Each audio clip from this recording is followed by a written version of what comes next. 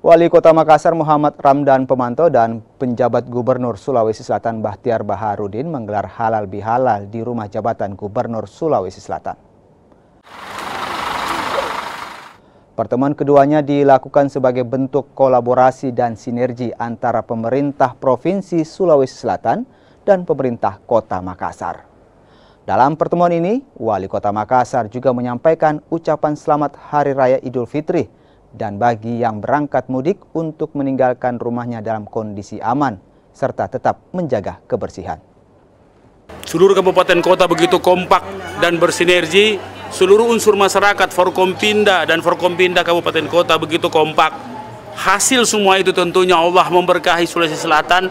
Terlihat dengan hari ini, kita bisa lihat dalam peta radar cuaca, dikelilingi badai, tapi khusus Makassar itu clear seperti hari ini. Pagi yang sejuk luar biasa, tadi malam tercurah hujan, insya Allah itu menjadi tanda bagaimana memflashing dosa-dosa dari ampunan yang kita mohonkan kepada Ilahi.